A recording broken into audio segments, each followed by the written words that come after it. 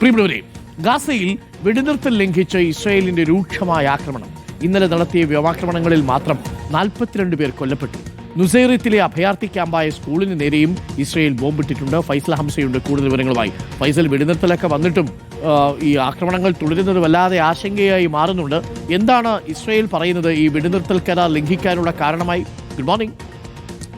Good morning doctor Arunkumar. സൂചിപ്പിച്ചതുപോലെ തന്നെ വെടിനിർത്തൽ കരാർ നിലവിൽ വന്നിട്ട് ഏതാണ്ട് 10 ദിവസമായി. പക്ഷേ ഈ 10 ദിവസവും യഥാർത്ഥത്തിൽ ഗാസയിൽ നിന്ന് ഇത്തരത്തിലുള്ള വെടിയൊച്ചകളുടെ വാർത്ത നമ്മൾ നൽകാതിരുന്നിട്ടില്ല എന്നുള്ളതാണ്. നമ്മളെല്ലാം വിശ്വസിച്ചത് അന്നത്തോടു കൂടി ഇത്തരത്തിലുള്ള വാർത്തകൾ ഇനി നൽകേണ്ടി വരില്ല, സമാധാനത്തിൻ്റെ നാളുകളാണ് എന്നുള്ളതായിരുന്നു. പക്ഷേ ഇന്നലത്തോടു കൂടി ആ ആശങ്ക കൂടുതൽ രൂക്ഷമായിരിക്കുന്നു. കടുത്ത വ്യോമാക്രമണമാണ് ഇസ്രായേൽ ഇന്നലെ നടത്തിയത്. 42 പേർ കൊല്ലപ്പെട്ടിരിക്കുന്നു. ഇതിനായി കാരണം പറയുന്നത് ഇസ്രായേൽ സേനയ്ക്കെതിരെ ഹമാസിന്റെ ഭാഗത്ത് നിന്ന് ആക്രമണമുണ്ടായി 2 സൈനികർ കൊല്ലപ്പെട്ടു എന്നുള്ളതാണ് ഇസ്രായേലിന്റെ വാദം. പക്ഷേ അത് അന്താരാഷ്ട്ര മാധ്യമങ്ങളെല്ലാം ആ തരത്തിൽ അത് സ്ഥിരീകരിക്കുന്നുമില്ല. പക്ഷേ ഇസ്രായേൽ അത്തരമൊരു ആരോപണം ഉന്നയിക്കുന്നുമുണ്ട്. ഹമാസും ഇക്കാര്യം നിഷേധിച്ചിട്ടുണ്ട്. ആക്രമണം നടത്തുന്നതിനായി ഇസ്രായേൽ നിരന്തരം ഇത്തരം ആരോപണങ്ങൾ ഉന്നയിക്കുന്നു എന്നുള്ളതാണ് ഹമാസിന്റെ വാദം. എന്തായാലും ഇന്നലെ നടത്തിയ ആക്രമണത്തിൽ നുസൈറത്തിലെ ഒരു സ്കൂളിനെതിരെ, ആ സ്കൂൾ ഇപ്പോൾ അഭയാർത്ഥി ക്യാമ്പായിട്ടാണ് ഉപയോഗിക്കുന്നത്, ആ അഭയാർത്ഥി ക്യാമ്പിൽ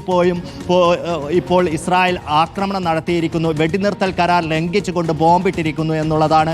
മാത്രമല്ല ഈ 10 ദിവസത്തിനിടെ വെടിനിർത്തൽ ട്രംപിൻ്റെയും അതോടൊപ്പം തന്നെ ലോക നേതാക്കളുടെയും മധ്യസ്ഥതയിൽ നടന്ന വെടിനിർത്തൽ കരാർ നിലവിൽ വന്നതിന് ശേഷം 80 തവണയാണ് ഇസ്രായേൽ ഗാസയിൽ വെടിനിർത്തൽ കരാർ ലംഘിച്ചിട്ടുള്ളത്. അതിൽ 97 പേർ കൊല്ലപ്പെട്ടിരിക്കുന്നു. മാത്രമല്ല വെടിനിർത്തൽ കരാറിൻ്റെ ഏറ്റവും പ്രധാനപ്പെട്ട ഒരു നിർദ്ദേശമായിരുന്നു റഫ അതിർത്തി തുറക്കണം, ഈ ഗാസയിലേക്ക് അനുസ്യൂതം സഹായ പ്രവാഹം ഉണ്ടാകണം എന്നുള്ളത്, 600 ട്രക്കുകൾ കടത്തിവിടണം എന്നുള്ളത്.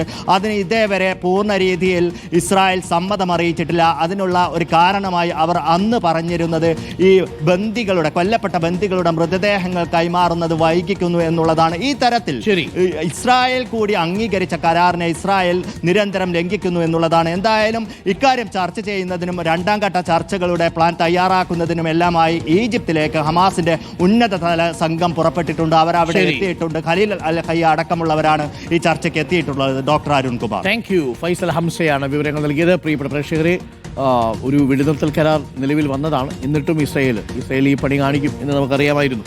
പക്ഷേ എന്നാലും വളരെ മോശമായി പോയി.